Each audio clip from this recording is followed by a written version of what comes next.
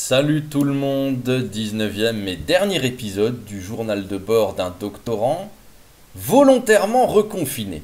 En effet, je suis allé voir ce qu'il y a en dehors de mon appartement et très déçu, j'y suis bien vite retourné pour écrire ma thèse et clore cette série de vidéos. Je traiterai donc d'autres choses dans les prochains temps. J'espère que tu es content, Jonathan. Le dernier conte licencieux s'intitule Les Filous. Il est de taille moyenne, il se tient environ sur 8 pages. Sade commence par dénoncer les filous de Paris, c'est-à-dire les hommes qui abusent de la confiance de leurs congénères pour en tirer parti. Il va raconter l'histoire d'une de leurs victimes, Rosette de Flarville, fille d'un bourgeois de Rouen.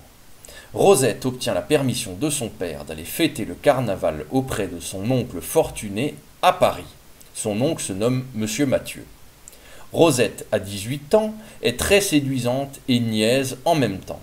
On voit donc déjà à travers le vocabulaire et le champ lexical sadien le pire se profiler. Rosette s'en va en carrosse et les larmes coulent, c'est la première séparation d'avec le père alors que ce sont des gens vertueux et honnêtes.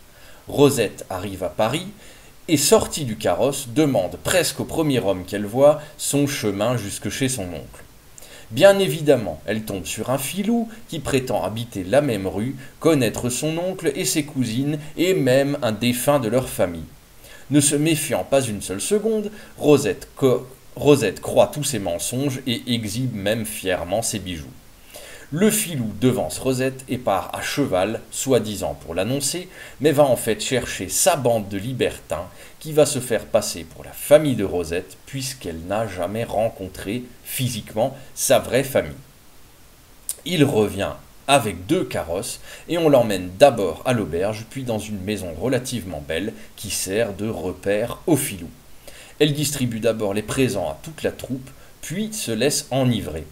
Comme elle ne boit que du cidre habituellement, la voilà vite ivre en buvant du vin. Elle se fait ensuite violer toute la nuit durant, puis rhabillée en haillons, elle se fait déposer en haut des marches de l'église Saint-Roch. Elle se réveille et est réceptionnée par les forces de l'ordre. Choquée par sa mésaventure et en larmes, elle est récupérée par son père qui la ramène en province. Elle ne cherchera plus jamais à revenir à Paris. De ce conte, je retiens 2 choses importantes. D'abord, la mise en garde de Sade à l'attention des provinciaux contre les filous de Paris et les dangers de la capitale, et puis une espèce de parallèle avec l'histoire de Justine et les malheurs de la vertu.